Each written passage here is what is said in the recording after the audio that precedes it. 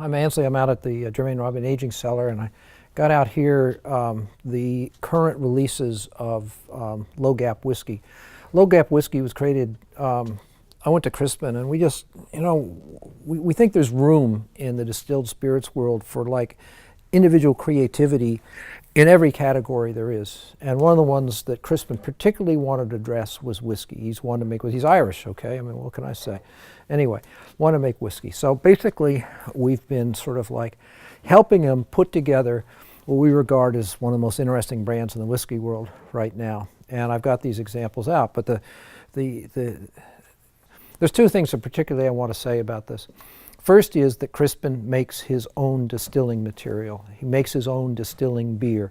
He does that by buying the actual raw ingredients. So when he's making rye, he buys malted rye, and then he, ferments it himself in one of the stainless steel tanks behind me here.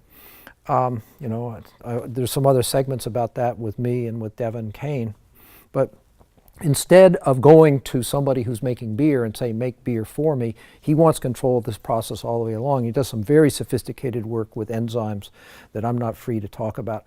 But so that the raw material he's putting into the still has been made by him under his supervision, under his own hand work.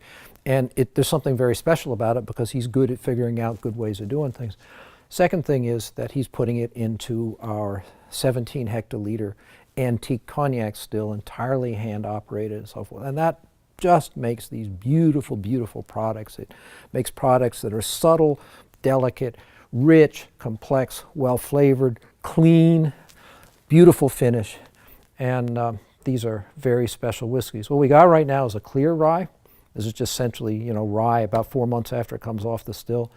2-year rye, 2-year hard wheat, Bavarian wheat, a 2-year blended whiskey to which he added some barley and corn, and 100 proof wheat. And we are shortly going to have a bourbon and a 4-year-old wheat whiskey.